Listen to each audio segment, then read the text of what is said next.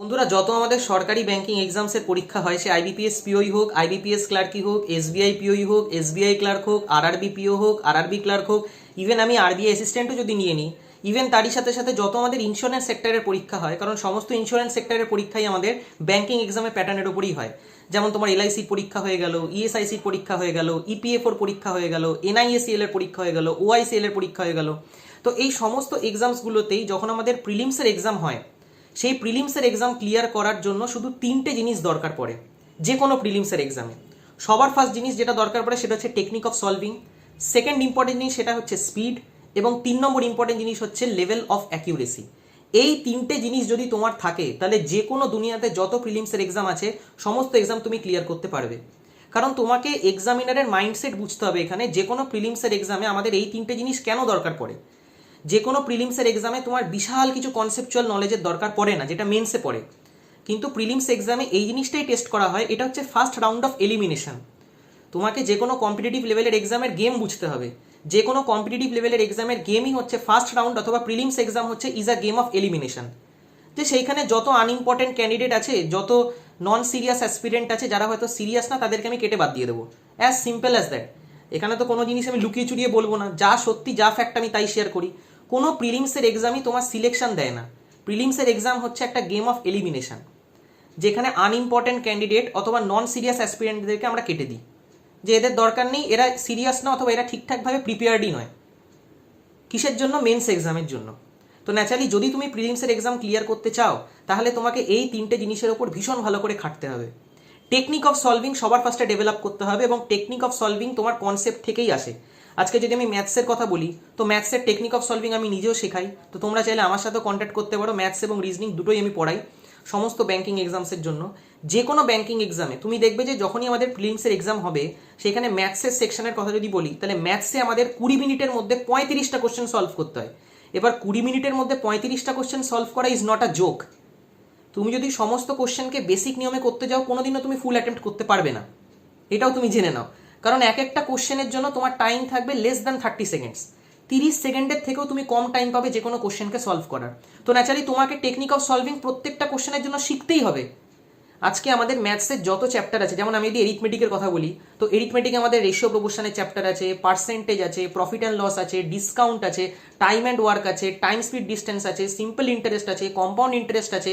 তো এই সমস্ত চ্যাপ্টারগুলো, অ্যাভারেজও আছে, মিক্সচার আছে, নাম্বার সিস্টেম আছে, এই সমস্ত চ্যাপ্টারগুলোকে তোমাকে ধীরে ধীরে ধীরে ধীরে শিখতে হবে। এবং সেই প্রত্যেকটা চ্যাপ্টার বেসিক নিয়ম তো তুমি জানলেই, যে বেসিক নিয়ম তুমি ক্লাস 9-10-এ শিখেছো, কিন্তু তারই সাথে সাথে সেটা টেকনিক অফ সলভিং কি, মানে আরও ছোট করে কি করে সলভ করা যায়, ওইটা তোমাকে শিখতে হবে। তারই সাথে সাথে আমাদের ম্যাথামেটিক্সের মধ্যে কোয়াড্রেটিক ইকুয়েশনও থাকে, যেখানে আমরা সাইন রুল ইউজ করি, যেটা দিয়ে আমরা খুব তাড়াতাড়ি রুটসগুলোকে বার করতে পারি। এবং এই জিনিসটাও তোমরা কোথাও কোনো স্কুলে শিখবে না, কিন্তু এইখানে তোমাদেরকে শিখতে হবে যে কী করে আমি রুটসগুলোকে তাড়াতাড়ি ফ্যাক্টরাইজ করে বার করতে পারি, এবং সেই জিনিসটাও মেন্টালি কী করে আমি সলভ করতে পারি। যদি আমি সিম্পলিফিকেশন অথবা অ্যাপ্রক্সিমেশনের কথা বলি, তাহলে সমস্ত সিম্পলিফিকেশন অথবা অ্যাপ্রক্সিমেশনের কোশ্চেন আমরা ডিরেক্ট সলভ করি না। ডেফিনেটলি কিছু কিছু আমরা ডিরেক্ট সলভ করি, কিন্তু ম্যাক্সিমাম কোশ্চেনই আমরা ডিরেক্ট সলভ করি না। সেইখানে আমরা অপশন এলিমিনেশন ইউজ করি, ইউনিট ডিজিটের কনসেপ্ট ইউজ করি, যে কি করে এটা কি অপশন হতে পারে, সেটা 11 দিয়ে কাটে নাকি 9 দিয়ে কাটে নাকি 6 দিয়ে কাটে নাকি 4 দিয়ে কাটে নাকি 8 দিয়ে কাটে, এই জিনিসে আমরা ডিভিজিবিলিটি লাগাই। তো এরকমভাবে আমাদের ম্যাথামেটিক্সের পোর্শন চলে, তবেই তো আমাদের কোশ্চেন তাড়াতাড়ি সলভ হবে। ঠিক সেরকম যদি আমি রিজনিংয়ের কথা বলি, তো রিজনিং আমাদের পাজলস, তোমরা দেখবে যখনই আমাদের কোনো ব্যাংকিংয়ের এক্সাম হয়, সেখানে পাজলস একটা প্যারাগ্রাফ ফর্ম্যাটে দেবে।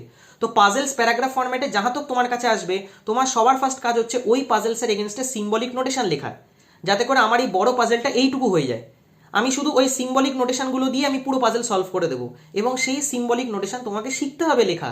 সমস্ত সিম্বলিক নোটেশন তোমায় লেখা জানতে হবে, যে কিরমভাবে আমি প্রত্যেকটা সিম্বলিক নোটেশনগুলোকে লিখছি। একবার তুমি যখন শিখে গেলে, তখন দেখবে যে পাজল তোমার কাছে কত ইজি হয়ে গেল সলভ করা।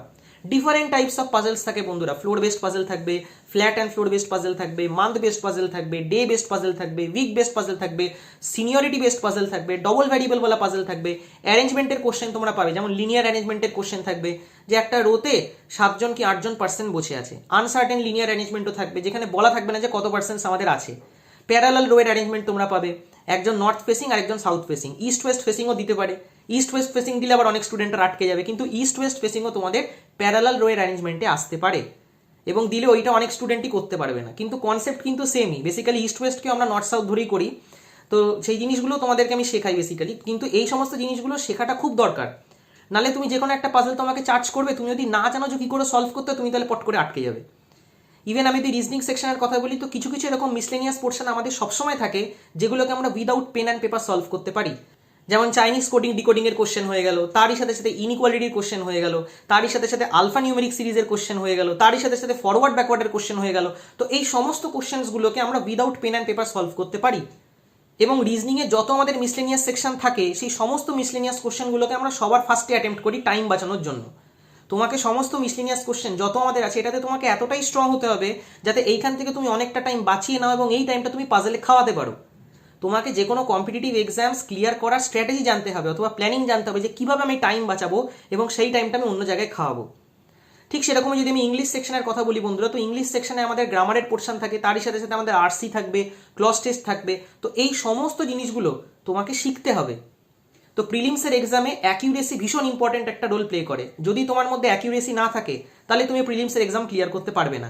যে কোনো প্রিলিমসের এক্সামে তুমি যখনই কোনো পেপার অ্যাটেম্প্ট করছো, তোমার অ্যাকিউরেসি 95% প্লাস থাকা চাই। খুব ইম্পর্টেন্ট এই জিনিসটা। তারই সাথে সাথে তোমার টেকনিক অফ সলভিং একদম ক্লিয়ার হওয়া চাই, যে এই কোশ্চেন আমার কাছে আসবে তো আমি এই টেকনিক অফ সলভিং লাগাবো, ওই কোশ্চেন আমার কাছে আসবে তো আমি ওই টেকনিক অফ সলভিং লাগাবো। তো টেকনিক অফ সলভিং তোমার শিখতেই হবে তোমাকে, এই জিনিসটা ভীষণ ভীষণ ইম্পর্টেন্ট। এবং 3 নম্বর হচ্ছে স্পিড। তুমি যদি এইটা ভেবে বসে থাকো যে ঠিক আছে আমি আস্তে আস্তে সলভ করি, তাহলে প্রিলিমসের এক্সাম তোমার কোনোদিনও ক্লিয়ার হবে না। প্রিলিমসের এক্সামে স্পিড একটা ভীষণ ইম্পর্টেন্ট রোল প্লে করে। সেই জন্য তোমাকে স্পিড ডেভেলপ করতে হবে, যে কিভাবে আমি টাইম বাঁচাতে পারি, যে টাইমটা আমি অন্য জায়গায় খাওয়াতে পারি। কারণ প্রিলিমসের এক্সামে তুমি তোমার অ্যাটেম্প্ট যত বাড়াবে, ততই তোমার মার্কস বেশি পাওয়ার একটা সম্ভাবনা বেড়ে যায়, পসিবিলিটি বেড়ে যায়। এবং ন্যাচারালি তুমি যত বেশি অ্যাটেম্প্ট করবে, ততই তোমার সিলেকশনের চান্সেস বেড়ে যায়। তবে অ্যাটেম্প্ট ওরকম না যে আমরা আন্দাজে ঢিল মেরে দিলাম। অ্যাটেম্প্ট তোমাকে উইথ অ্যাকিউরেসি করতে হবে এবং সেইখানে তোমাকে টেকনিক অফ সলভিং লাগাতে হবে। এবার তুমি যে কোনো প্রিলিমসের এক্সামই দাও না কেন, সেটা তোমার ক্লিয়ার হবেই হবে। এবং প্রিলিমসের এক্সামের জন্য আমরা শুধু একবারই প্রিপারেশন করি। মেন্সের জন্য আমাদেরকে জিকেটা পড়তে হয়, বাট প্রিলিমসের এক্সামের জন্য আমরা শুধু একবারই প্রিপারেশন করবো, তারপর যত প্রিলিমসের এক্সাম হবে সব আমরা ক্লিয়ার করতে পারবো। তো এইরকমই মেন্টালিটি নিয়ে চলো, মাইন্ডসেট নিয়ে চলো, যে এত ভালো করেই নিজে প্রিপেয়ার হবো যাতে প্রিলিমস এক্সামে তোমায় কেউ হারাতে না পারে। তো আই হোপ বন্ধুরা তোমাদের এই ভিডিওটা দিয়ে কিছুটা হেল্প করতে পারলাম। বাকি ভিডিওটা যদি তোমাদের ভালো লেগে থাকে, তাহলে অবশ্যই লাইক এবং বন্ধুদের সাথে শেয়ার করো। Thank you.